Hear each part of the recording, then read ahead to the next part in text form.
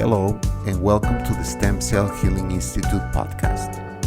In case you have any questions regarding this program, please write us at info@stemcellhealinginstitute.com. Thank you and enjoy the podcast.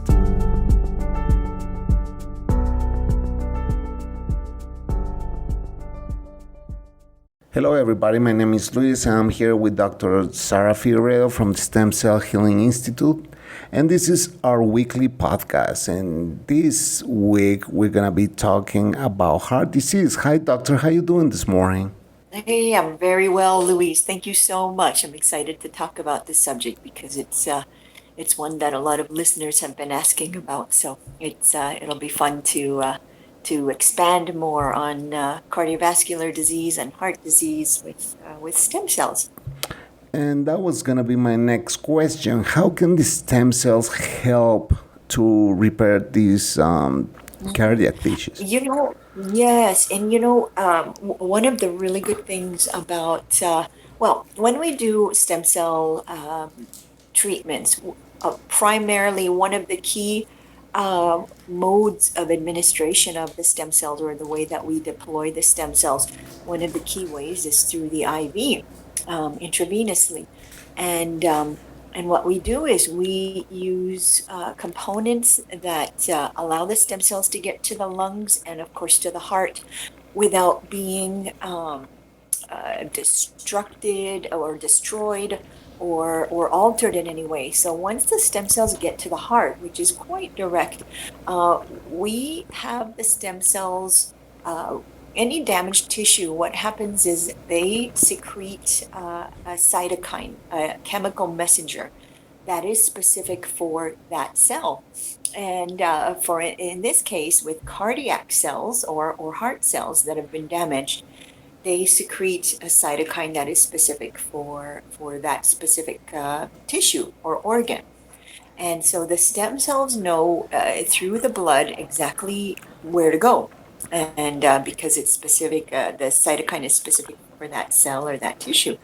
And so in the progress or in the event of a heart attack or any kind of heart disease where the heart has been denied of oxygen, which is what a heart attack basically is, and a stroke is the brain counterpart of a heart attack, and where the brain is deprived of proper oxygenation. So in this case, the heart is deprived of proper oxygenation, and it's usually due to a blockage in an artery or a blood vessel. So the blood doesn't get through, and the oxygen, as we all know, it resides in the blood. So when the blood doesn't get through and a part of the heart muscle is deprived of oxygen, of course, damage occurs, and part of the tissue can literally die, or there's enough damage to where the cytokines are released, and so there's this damage that's occurred. And so in the process of the stem cell treatment, the stem cells know where to go, and they regenerate the damaged tissue. And so when there is a part of the heart that has been damaged, or literally some tissue can be dead, we can revive and regenerate with new cells the heart, and that happens with all kinds of organs. So, and one of the great things about the stem cell therapy IV intravenous deployment is that any tissue that has been damaged either through hypoxia, which is not enough oxygen, or chemical damage, or whatever the case may be, wherever the blood flows is where the tissues can benefit from the stem cell deployment intravenously. So specifically for the heart in this case. I also heard there are this heart disease also affects kids. Is that right? Yes, it can affect kids, and especially now with COVID, kids are being affected, and adults, of course, with cardiomyopathies and pericarditis, which is like an inflammation of the membrane surrounding the heart. Um, and with and with some of the vaccines, there have been reports of pericarditis as well. And so this approach of regenerating the damage with stem cells, especially to the lungs and the heart after COVID, has been very, very well documented. In previous podcasts, you mentioned the process of applying the stem cells to different patients. Can you tell us the process once again for those new listeners that we have? Absolutely. So our approach is very, very comprehensive. And it is we come from a very also an alternative, very comprehensive approach. So what we do is we start with cleaning up the body a little bit. So there's a detoxification process, very doable. It's nothing that is too stringent or that's something that's not sustainable. We ensure that it's very sustainable and key changes in diet and lifestyle. We start with that about a month or two before patients come for treatment. And key supplements, which are really important, not only in getting the body ready and to sustain long term, but also to get the stem cells ready and get them in the best shape possible and the best condition possible. So we start with that, and then once the patients come to town for treatment, we have them stay for 7 to 10 days, depending on what we're treating.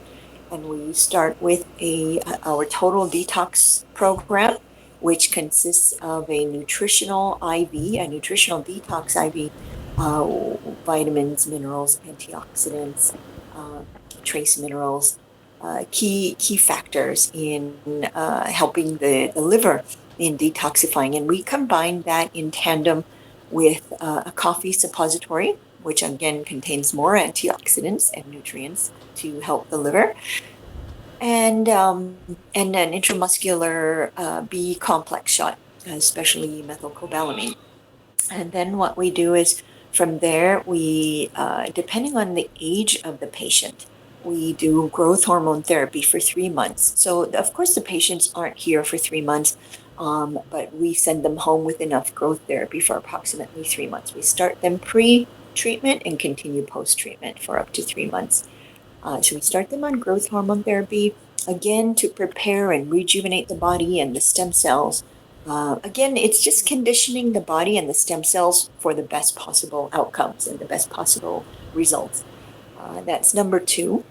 And we also do 15 to 20 sessions of oxygen therapy, and that oxygen therapy can be in the form of hyperbaric oxygen, 90 minutes in a chamber, or exercise with oxygen therapy. And again, that depends on the individual needs of the patient as well as what the patient is capable of doing. If we have a patient that cannot literally move their lower body, in that case, we use a hyperbaric chamber.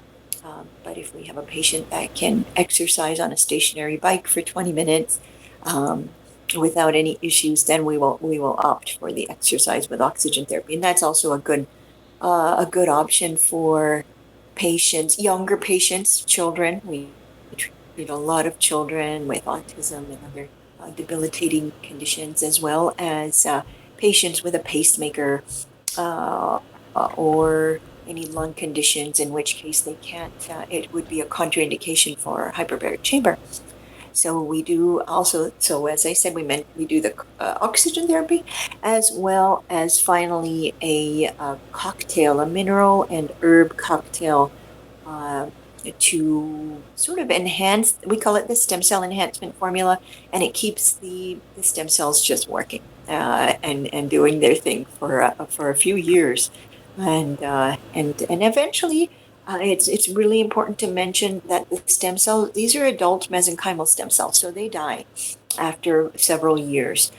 We can never say how long they're working for and regenerating the damaged tissue, but they do die eventually, and that's a good thing. We want that to happen after a certain time, because these are not young Because you want strong stem cells, I suppose, to work on your body. we want strong Yes, and we want strong stem cells, and we don't want them embryonic. We never Okay. use embryonic stem cells because of the controversy behind how they are harvested, as well Yeah. as the fact that embryonic stem cells can grow. They have the potential to grow uncontrollably, and so we don't have the risk of cancers and tumors and things like that with adult stem cells. So it's the best option. Um, Ma- okay. and so that's pretty much the treatment in a nutshell. And so that is everything involved in the comprehensive stem cell treatment at the Stem Cell Healing Institute. Doctor, what will be the implantation of the method of the implantation of the stem cells? Really good question, Louise. So as I mentioned, IV definitely, and we do it intravenously with some components that prevent the stem cells, the body's natural defense mechanism to destroy the stem cells. So we ensure that that's not happening. So IV, as well as in some cases, we will apply the stem cells locally to the heart tissue or to any other tissue that's been damaged, whatever that might be, whether it's joints or the liver, or the lungs or the eyes, or whatever the case may be. We also do a local injection of the stem cells. In many cases, again, if it's a neurological disease, or we have a patient with paraplegia or quadriplegia, we will apply the stem cells intrathecally, which are right in the cerebrospinal fluid of the spinal cord, right next to the spinal cord, not into the spinal cord, of course. We don't run the risk of doing any damage.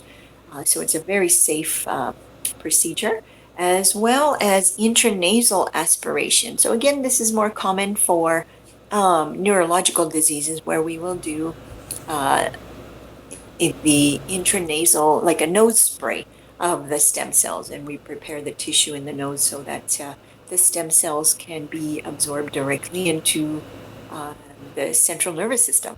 So it's we leave no stones unturned. That is our philosophy. Great, that is so interesting. And now you know, people, how this is done. Because, about stem cells, we don't have all this knowledge. We don't know anything basically about stem cells. So it's so good to have this podcast and have everything very well explained by you. Yes, thank you. Thank you, Louise. And we welcome questions, emails directly to the website or to our emails, Instagram, Facebook. We always have people getting back to listeners and inquiring minds as quickly as we possibly can, as well as phone calls and WhatsApp. So we're prepared to take any kind of inquiries and happy to provide any information necessary. Great. And you will also find this podcast in a video format in YouTube. So that's another channel that you can listen to this podcast. We appreciate your Yes, visit, Doctor. And well, I suppose I will see you next week. yes, thank you or yes, absolutely. And just to reiterate, our listeners can reach us at on Facebook, Instagram, also by email, info@stemcellhealinginstitute.com, and also our direct US phone number is 209-690-7836. That's 209-690-7836. That is correct. So thank you, Doctor, for giving us the info. And I will see Thank you next you. week. You take care. Absolutely. Thanks so much, Louise.